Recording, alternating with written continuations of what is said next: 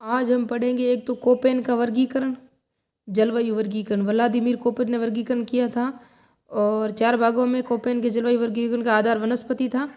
Koppen ने राजस्थान जलवायु वर्गीकरण 1918 में किया था और कोपेन के जलवायु वर्गीकरण गीगरपोल 1953 में। अब उसका देखते हैं हम। जिला और प्रतिनिधि जिला देखेंगे, थॉर्नवेट का भी देखेंगे। ये देख सकते हो आप, जो अभी देख रहे हैं हम कोपेन का, उसके बाद देखेंगे थॉर्नवेट का। उसके बाद हम देखेंगे ना, ये देखेंगे राजस्थान में जो किन किन जिलों में प्रमुख नाले हैं ना वो, और उत्तरी अजमेर की कौन कौन सी नाल अजमेर में है, पाली में कौन कौन सी नाले हैं, राजसमंद में और उदयपुर में। 4 जिलों में कौन कौन सी नाले हैं और किस किस को जोड़ती हैं वो देखेंगे। उसके बाद हम देखेंगे उत्तरी अरावली की 2-3 चोटियाँ, मध्य अरावली की 2-3 चोटियाँ और दक्षिणी अरावली की चोटियाँ, जो बार बार परीक्षा में आती हैं। और फिर देखेंगे हम पूर्व एग्जाम के प्रश्न, जो कब और कौन कौन से प्रश्न और कैसे प्रश्न बनते हैं। तो पहले हम देखेंगे कोपेन के वर्गीकरण में प्रतिनिधि जिला कौन सा था। तो BWHW का बीकानेर है इस क्षेत्र का। उसके बाद देखेंगे BSHW का नागौर है। उसके बाद हम देखेंगे CWG जिसका है टोंक और AW का है डूंगरपुर। ये मैंने इसका प्रतिनिधि जिला बता दिए इन सब के, आप देख सकते हो। और उसके बाद हम देखेंगे, ये देखेंगे हम थॉर्नवेट का। उससे पहले हमने कौन सा देखा, व्लादिमीर कोपेन का। उन्होंने 1918 में दिया था और उन्होंने जो थॉर्नवेट थे ना, उन्होंने 1931 की में जलवायु को 4 भागों में बांटा था। उन्होंने भी वनस्पति के आधार पर बांटा था।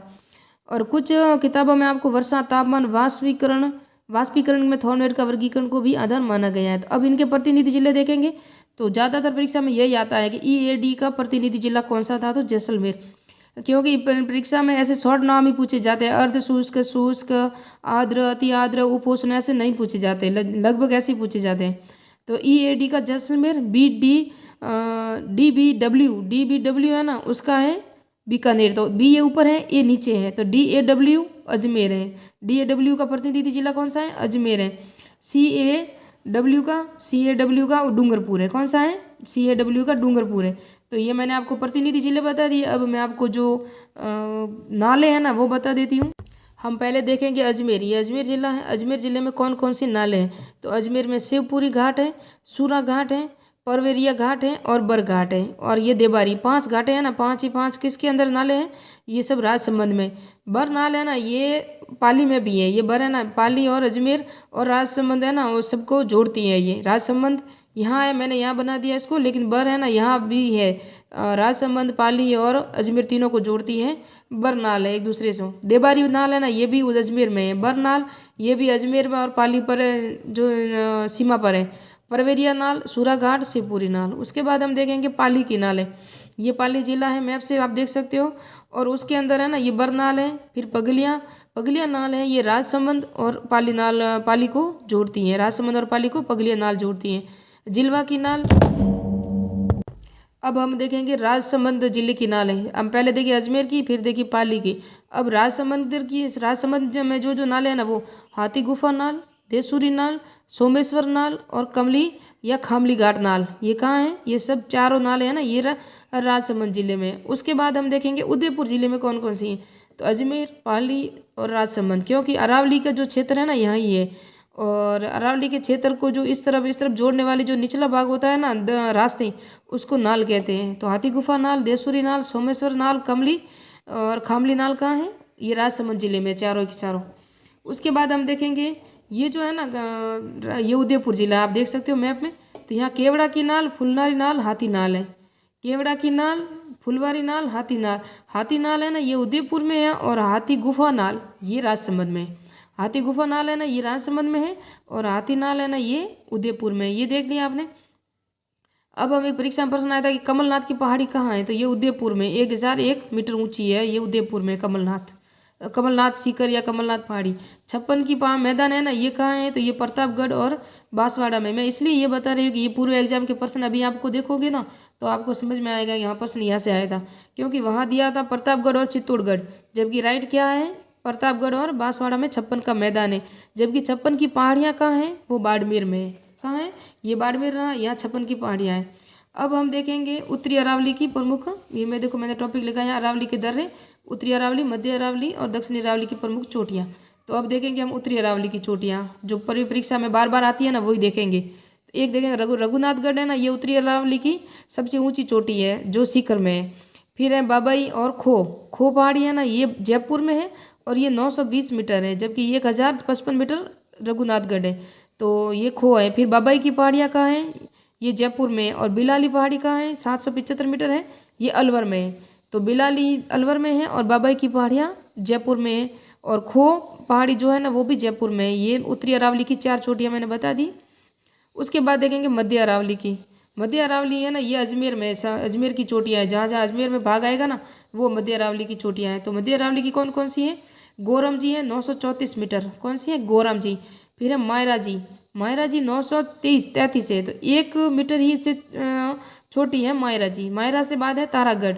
तारागढ़ 870 मीटर है, जो भी अजमेर में है। ये तीनों पहाड़ियाँ ना, तीनों अजमेर में है। और नाग पहाड़ी ये भी अजमेर में है, 795 मीटर। तो ये 4 पहाड़ियाँ मैंने बता दी मध्य अरावली की सबसे ऊंची शिखर है। गोरम जी 934, मायरा जी 933, तारागढ़ 870, नाग पहाड़ 795 है ना। ये अजमेर की पहाड़ियाँ और अजमेर के दर्रे भी मैंने आपको बता दिए।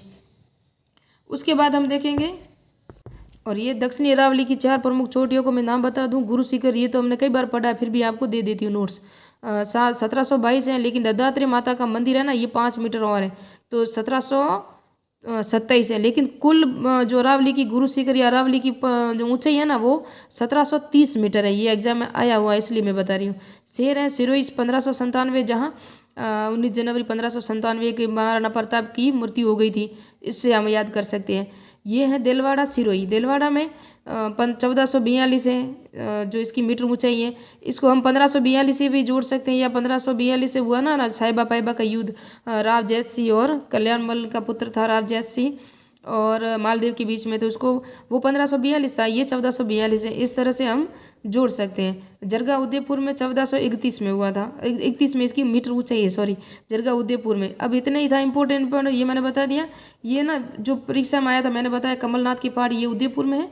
ऋषिकेश है ना ये सिरोही में है, ये परीक्षा में आ चुका है। कुंभलगढ़ हमें पता है, ये ऋषिकेश वापस आ गया।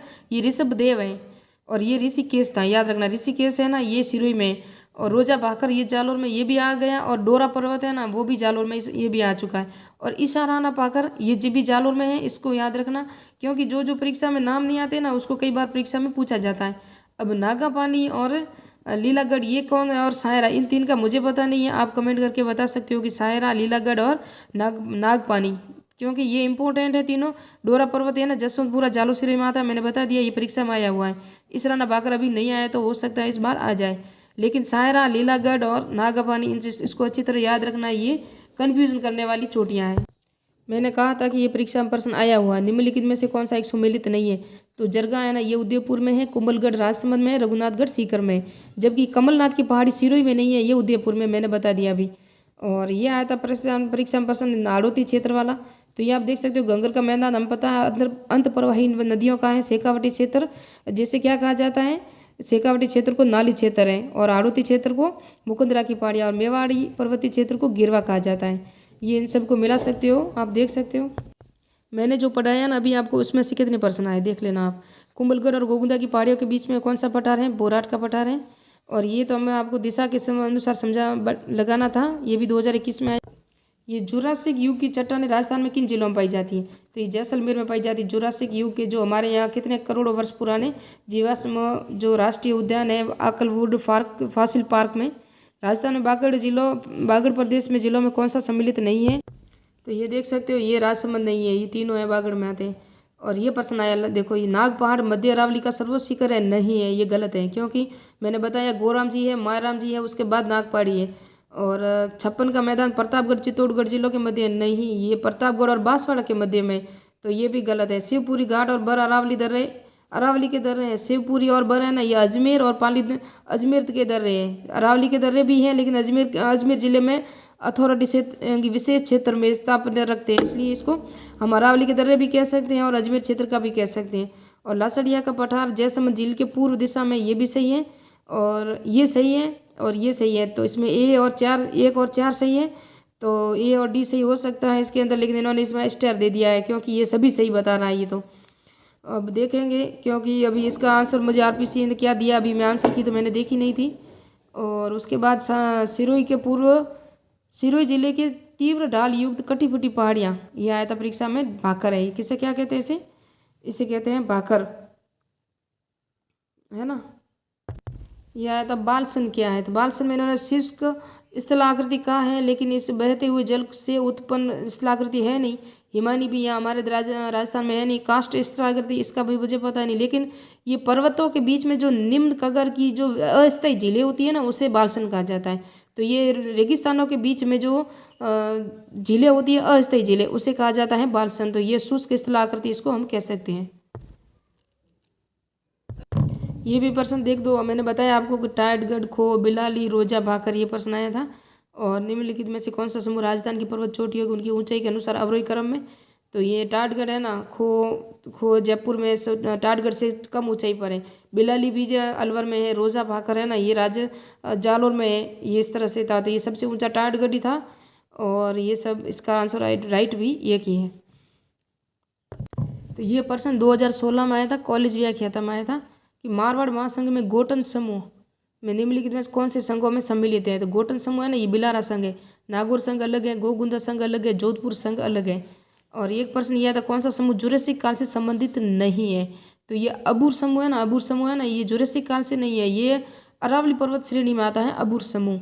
और जहाँ अबू को कहते हैं ना, वो आता है। लाठी सीरीज बैसाखी अलग है, जब जैसलमेर अलग है। तो ये अबूर समूह है, ये अरावली क्षेत्र में आता है, अरावली संघ में आता है। जैसलमेर के तट समुद्री अतिक्रमण में से कौन सा कल्प प्रारंभ हुआ था। तो ये जुरासिक काल है। जिस तरह जुरासिक काल के जो हमें मिले हैं वो जुरासिक काल से हैं। पैलियोसिन काल के भी हमारे यहाँ राजस्थान में, पश्चिमी राजस्थान में है, लेकिन जुरासिक काल के जो जैसलमेर तट में मिले थे। क्रिटेशियस या प्री कैम्ब्रियन है ना, वो अरावली पर्वत है। 33 सागर के अवशेष भी रेगिस्तान भी है, और पूर्वी मैदानी भाग वो भी है। और देखो मैंने आपको बाबाई की पहाड़ियाँ बताई, वो कहाँ है। तो इससे हमें पता चल सकता है कि अरावली श्रेणी में दक्षिणी भाग की पर्वत चोटी कौन सी है। बागबाई की बता दी मैंने, रघुनाथगढ़ बता दी, बैरार तो हमें पता है। जयपुर में तो डोरा पर्वत ही, ये जालोर में होगा ना, जसवंतपुरा में, रोजा, डोरा। तो ये 3 भाग है ना, ये दक्षिणी भाग में आएगा। कि बाबाई की पहाड़ियाँ अलवर में है, बबई की पहाड़ियाँ है ना, ये जोधपुर में, जयपुर में, और बाबाई की पहाड़ियाँ अलवर में है। इस तरह याद रखना, क्योंकि इस तरह ये हमारी परीक्षा में कहीं कहीं काटने के लिए भी काम आ जाता है कि हाँ ये तो वहाँ थी, हमने देखा था।